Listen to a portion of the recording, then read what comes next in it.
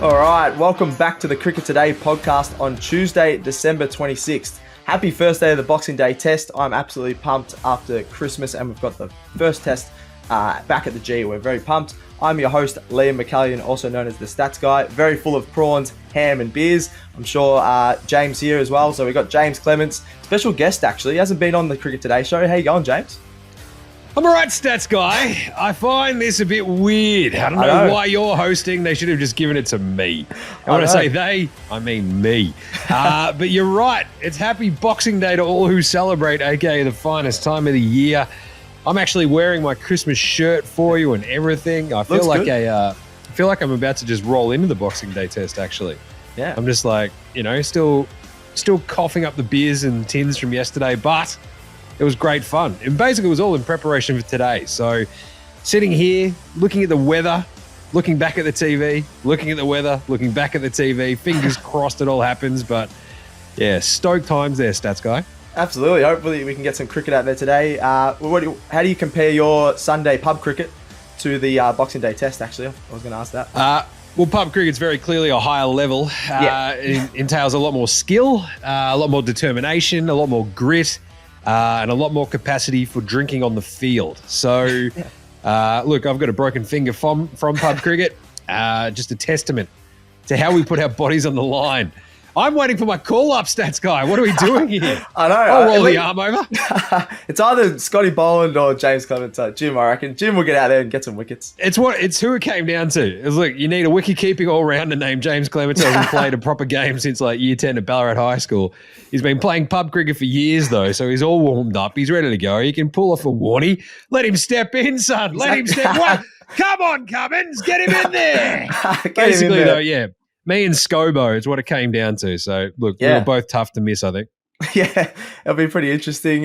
Summer is here, as we've like to say in the last couple of weeks. But I think it's officially back in Melbourne when the Boxing Day test is on today. Hopefully it starts today with the rain. There's some thunderstorms predicted, so hopefully we get some cricket on. Today in the Cricket Today show, we're going to cover all things for the second test between Australia and Pakistan, who our standout player for the match will be, some Nars. We've got our favourite moment of the past from Boxing Day tests, and we'll finish off with a bit of SuperCoach BBL with him. Two huge matches tonight. They always have two matches after the Boxing Day test first day. So let's get into it, Jim, mate. Australia versus Pakistan. We're going to have a look at our favourite Boxing Day test moment of all time. So what would that be for you, Jim? Well, it's very easy, Stats Boy. You see, back in the before you were a twinkle in your parents' eyes, Shane Warne, the king of Melbourne, went out there and took a hat trick. First time in 91 years, I think anyone had done it in an Ashes game, which was gnarly out there at the G. Just the way that he probably owed Booney like beers for the rest of his life for taking that absolute snag off, I think it was Devon Malcolm was the third wicket. And it was fantastic. Like this is like a wee little Jim just sitting there. I don't know where we were for the 94 test, but it was either probably at my parents' place or my grandparents' place and just glued to the TV the entire time as I was back then for all things cricket. In fact, 94 might have been one of the years that we got abandoned by my parents at my grandparents' place and just sort of sat there and went, right, you're staying with your grandparents for a month. And I'm like, oh, okay. That's all right. But I also had the ABC Cricket magazine. So it had the score sheets in it. So I was doing the dorky thing of like scoring the game alongside as well. Wow. That sort of gear, which was awesome. But Warren's moment was just absolutely unreal. But then after that, so he takes the hat trick. And then there was I think it was the 06 test where Hayden brought up, 6 straight tons, I think, in Ashes and MCG test or something. Yeah, it might have been, actually. That's amazing. And he was out there with Andrew Simons. So that was a classic one because Simons also had a couple of massive MCG moments where he just slapped them to all parts because, I don't know, it feels like the Boxing Day test is always a weird one and a tough one and it really shows your mettle, especially as a batsman to be out there. And if you can actually put up a big score, then you're proper legit. I remember Ponting had a couple of big scores earlier in his career. The weird thing is it's, the likes of Steve Waugh, Mark Waugh. It's you thought you were better than Dean Jones, but you're not. Yeah. You're not better than Dean Jones. No one's better than Dean Jones. Bring back Dean Jones. It's I was always angry all throughout the 90s. Just get Dean Jones back in the test side and watch him just slap around the G. Come on. Just even, this is the thing. We'll talk about Scott Boland in a second. Yeah. it's good to have like specialists for a specific ground.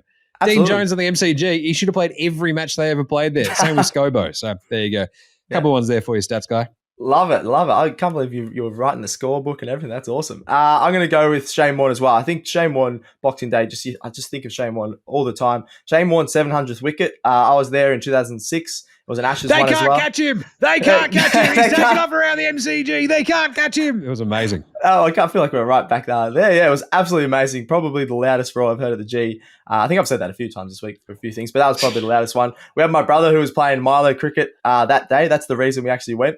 He was playing Milo cricket on the ground on that day. So we had these front row or close to the front row seats. It was absolutely awesome. The whole crowd's just tapping the chairs until he got his 700th wicket. It was absolutely awesome. Spun a mile. Anything, Shane Warne watching at the G was probably the highlight of cricket. That sort of 06, I think you mentioned it, Haydos and Simo in 06. That 06, around that Ashes team, was absolutely unbelievable. I think you can't go wrong. There's probably a million highlights you can pull out from those Boxing Day tests and that team. I think there's like there's a moment as well. I think I went to my first ever and only Boxing Day test. Yep. I think it was I think we were playing India sometime in the last decade. I don't know if I was back from the States or it was after we'd moved home, but it was like just sort of sitting there. I'm like, this is better than watching it on like the TV at my grandma's house. So it's pretty good. It was like a sporting event unlike any other. And it's the only sort of thing you can compare it to. It's like, it's got to be a grand final. It's got to be the sort of the big, like just the sheer capacity of the place as well as the sort of time.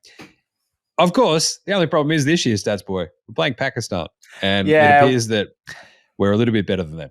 Well, you got Pakistan who, cleaned up pretty easily. The pitch didn't help Pakistan in the second innings last one, so I still think it could be a bit more competitive. But then the worst thing is people think Pakistan aren't going too well. We're going to play West Indies in the next series this summer, and they're a lot worse. In saying that, they just beat England in a one-day series, but England aren't much chop, as we've talked about. It's a few moral victories for England this year that haven't got over the line, I think. So I love that though. I feel like maybe their moral victories sort of stacked up and they all just sort of fell in a heap against the West Indies. It's it's tough. It's tough out there. It's tough with those moral victories. All right, we've had a good look back and some awesome moments from Boxing Day tests. I'm going to start us off with this one for the Australia versus Pakistan that starts today. Jim. You love a on NBA Australia. Shout out to NBA Australia. It's going really strong at the moment. Get around that for the Boxing Day games. I'm sure you're covering all them. Scott Boland should be in the starting 11 today. Of course he should. What are you talking about, Stats Guy? Yes, of course. Come on. As I said, specialist. Like, I think the weird thing is, Cummins came out and was like, it's a bit weird to have the same fast bowlers for like a bunch of tests in a row, man. It's like, it's pretty weird because you always get a bit injured. It's like, then give it like a day off. Come on, get Scobo in there. Who knows what'll happen? Mitch Starc might break his leg. Come on, Scobo. I want you out there trundling in. We love him because he's Victorian. All the good stuff, right? So what are we doing here? But the starting 11 outside of that, obviously it looks awesome. And it's the way that it sort of sets up the sort of Warner Khawaja opening sort of thing. We've already said that all that could be said about Dave Warner. It doesn't really matter. If he goes off again, it's going to be hilarious. That'd be good. But the biggest thing for me, like for the Australians in this starting 11 as well, it's like the questions are sort of starting to pop off against Marnus. And I'm kind of here for it because like late bloomer, absolute lunatic, love him. He's probably my favorite batsman at the moment. But it's the sort of thing where it's like he needs a really big score at some point in this series across this summer. Like he needs one or two just massive ones just to reassert himself. As well, because it's a lot of like either cheaply or gets a start and doesn't go on with it. It's like that's not the Marnus that used to just dominate, right? So he'd get in and you just wouldn't be able to get him out. He'd see like a beach ball for the next like 2 days sort of thing. So Smith is the sort of same thing, right? As they get older, like we've seen this with like big Australian cricket names before where you sort of hit that point in your career. It's like you're probably past your peak, but we know what you can do. Yeah. And so you're trying not to pick people on like past performance, but you know what they can do. So it's pretty tough. I just want to see it. I just want to see it from Marnus and co. So I'm not really worried about the bowling so much in this one. I don't think Pakistan can sort of get too much of a handle on this Aussie attack anyway. Like just that the paceman sort of combo. And if we've got Who have we got in there in terms of like a all rounder? We don't really have one, do we? Cam Green comes possibly back in. We got who else? Marsh is in the squad as well, right? Marsh. No, sorry, Marsh. Yeah. Marsh. Yeah, Marsh will play because he dominated last test. So got man of the match. So Marsh, yeah. We should be fine. Like it's just too deep and too good. But yeah, the questions for me are sort of around Marnus and Steve Smith. It's like, Warner's obviously packed her up in Dunskies, but like they'll be the next two, right? So it's sort of the thing that you don't want to think about, but you got to think about Stats Guy. You got to think about it sometime. So you just want to see them perform. So that's where I'm at. Yeah, nice. I'm going to go big back to that now as well. Scotty Boland, build the man a statue, they were saying last year. 5 for 7. Awesome atmosphere last time at the G, I reckon. He's also dominates for Victoria. Not just picking him on his performance from last year, but he's probably the best bowler in the country at the G, especially in state cricket as well with his stats. Are unbelievable. So I'd be picking Scott Boland. Scobo, I wouldn't be surprised if they pick him just because, like Cummins said, especially fast bowlers, you can rest them, especially when you could think we're going to dominate against Pakistan. Hopefully that doesn't bite me on the ass saying that, but we should be dominating Pakistan. That rolls into my prediction. I think Australia is going to absolutely dominate them, but the weather might get in the way of a really early finish. I think this might go 5 days where we only get a little bit of cricket today. Maybe in a couple of days we only get a little bit of cricket there, but we'll make a lot of runs and get a lot of wickets in that small period, I think. What about you, Jim? You think we're going to smash them? I mean, we're going to smash him, but I think you're right. I think it'll be a drawn out smashing, if that makes sense, right? That's what I reckon. Yeah, it's a drawn out smashing. It's what Stats Guy has in his Tinder bio, basically. That's what he's all about. But the entire vibe here is like it's set up to just go and go and go because I don't know. I'm in Ballarat. I'm up the highway at the moment. Stats Guy. How's it looking? And it is like you could smell the rain on the air. So I do feel like we'll cop a bit. Hopefully it starts. Like that's the sort of key thing to a Boxing Day. Like to be honest, if it gets to the afternoon and then it rains and you're like, we got some cricket in, that's all that matters. Of course, not if you're going there, but still. I think, in 4 or 5 days, like just to be weather affected, I think we get over the top of them pretty handily. So, the Pakistan 11, it just doesn't really impress me too much. Like even the fact like Wakar Yunus and stuff are out there going, where's our fast bowlers? Where are it? Bring them back. To be honest, I kind of feel like that's your job, Wakar. Like, what are you doing, mate? Like, Wasim Akram just like bemoaning the state of Pakistan cricket. I'm like, Wasim, it's well within your power to help this out. Yeah. To be honest, they can just suit back up tomorrow, and I think they'd be just as good as this Pakistani squad themselves. Like, they might be 400 years old. I don't care. Wasim Akram can still swing it from outside off all the way into the Yarra. Like, don't worry about that. So, anyway, there you go. Aussies win. Aussies win, you mentioned the bowlers. I don't mind a bit of Jamal. He got 6 for in the first innings last one. Other than him, they're going to struggle, and I think the Aussies are going to smash them. All right, that's our big Boxing Day test preview done. We're going to get into some BBL SuperCoach and just BBL in general. We've got 2 matches tonight in the Sixers versus Stars and Scorchers versus Renegades. They always play 2 after the Boxing Day test. You got the early one, I think it's about 6:15. Then you got the later one in Perth, 9:15. That's Australian Eastern time. So let's get into the Sixers versus Stars. We'll go a bit of SuperCoach. I don't know how you're going in SuperCoach, Jim, but who's your SuperCoach? It's not great. It's not great, Stats Guy. It's not going awesome. I'll tell you. It's a bit of a mess. It's a bit of a mess. Really? My SuperCoach team, I don't know, just like the rolling rounds and stuff. It's confusing. Life gets in the way sometimes. I'm like, how did I miss it? They weren't playing this week. Whoops. Oh, that's all right. You can make up for it tonight. Yeah. Who would you be having for your SuperCoach? Must have Sixers versus Stars first game. Well, for the Stars, I'm just like diving right back into the Maxi trough, right? Why not? It's like simple as that. It's like if he's healthy, you play him. And so I think Maxi, everybody sort of jumped off last week as the rumors of his injury sort of abound. Yeah. And what is he priced at? It's like 130 or something, I think, for this week. Really cheap. Yeah. It's like just wildly cheap for who, a bloke who could basically be the best player in the comp, really. Yeah. If he gets on a bit of a tear. And this is the thing. Like, they're playing the Stars. Like, let's go. He should absolutely smash it. No, he is the Stars. He's the Stars. Playing the Sixers. Sixers Stars. Yes. So they're playing the Sixers. He can beat anyone. Yeah. And he should absolutely tear this up. So I'm all over Maxi for this. Yeah, nice. All right, I'm gonna go the opposite. I'm gonna go Sixers. Josh Philippe, he's got a break even of just 4. So even if he makes a couple of runs, he's gonna get over that break even, make some money, which is also really handy over the first few weeks of BBL SuperCoach. Been solid with the bat. He's had a few scores of 40 so far. in the Big Bash, averages 50 points against the Stars. Anything I think we've talked about before, anything around that 50 mark is really, really solid. I think he's averaging 50 something so far this year as well. So I'm going to go Josh Philippe. I really like the Maxi pick as well, just because he's, like you said, he's only 130,000. You know what he's going to do. He only got, 30 points in the opening game. Bo Webster actually took the cake. He got 50 runs and 4 wickets for the Stars. So hopefully Maxi can do something like that, because we have seen him do something like that in the past. Get a couple of wickets, get a 50 would be nice for Maxi. And then Philippe as well. I think he's going to take a few catches. The Stars have been absolutely dreadful. They're the worst team by far, the Stars. So I think Philippe is going to absolutely cash in and tear up the Stars. That actually gets into my prediction of the Sixers are going to win this very, very comfortably. Could be a bit of a whitewash here. What do you reckon, Jim? Yeah, I agree with the Sixers call. I think like the way I want Maxi though to step back up, like his break even's pretty low. Yep. Like he's going to make you some money anyway. And it's like he has like these moments where he's like the only dude who stands up for the Stars as well. Like, and it can be either with the bat or the ball, right? So it's like, let's go. I'm all over the Maxi, but I think the Sixers win this one pretty handily. Yep. Yeah, agreed. They're going really strong, and Stars. Both the Melbourne teams actually are the worst 2 teams at the moment, which is pretty sad. Shocking gear, especially on Boxing Day. It's like step up. But I do love seriously though the concept of like the 2 BBL matches after the Boxing Day test. It's a feast of cricket, Stats Guy. I love it. Great. I love every aspect of it. Let's just dive in like a pig in a trough. I am. You're sitting there on the couch, a few tins deep, just loving every moment of it. It's great.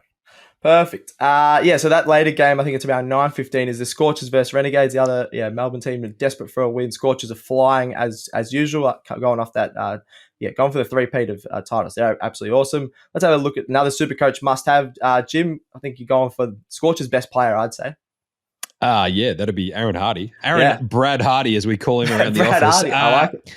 He is crushing it, right? And like this is the thing, it's pretty weird sort of when it comes to Supercoach. You're paying a lot for, all right, what's, the last couple of games, what have you done? But Hardy's been that good that he's still got plenty of price rises left in him, like, which is chaos to think for a bloke who's near the top of the tree already, like 189,000, but he's going to go up no matter what. And I think this Renegades team, as you said, shocking gear. So let's stick with Aaron Hardy. He's going to go bang. And I think he's the sort of dude where you can ride it for a little bit too. And if you just go, right, I don't like this sort of matchup, you can jump off, trade him out. But he's playing so well at the moment, it doesn't really matter. So I'm all over Hardy. Yeah, agreed. He's been absolutely awesome. He's not bowling as much this year, but because he's been making 50s with the bat, doesn't matter. He might get a wicket, and he's a really good fielder. They put him out on the boundary, and he's been getting some catches as well. So he's a triple threat there. Another triple threat, I think, is Ashton Agar. Only 114,300. Really good all-rounder. Hasn't been batting that much because the top of the Scorchers order just have been making the runs. But if he does get a go with the bat, he can hit some sixes. But it's mainly been with his bowling. He's just improved his bowling each year, probably over the last 5 years. A lot of dot balls. He's one of those bowlers where he just started into the stumps. His left arm offies, which don't always look that good, but he builds up the dot balls, builds a frustration. I think you'd see that in your Sunday pub cricket where you get a lot of dot balls. I was going to say, guy swings out of his arms. That's how you roll in the backyard, isn't it, Stats Guy? Or up in the East Keilor under 16s that you're still dominating? Isn't that how it rolls? Oh, yeah, a few games for Abbas in the offies. I think I tried to do that, but not as good as Ashton Agar. I was saying I think that would happen in a bit of pub cricket. Get a few dot balls and they try and swing out of their ass. And it's been happening in the Big Bash with Ashton Agar. He had a huge score of 157 a few years ago against the Gades, and I wouldn't be. That was when the Renegades were struggling as well. They have been struggling so far this year, so I wouldn't be surprised if he gets something over 100, which is a huge score in Big Bash Supercoach today.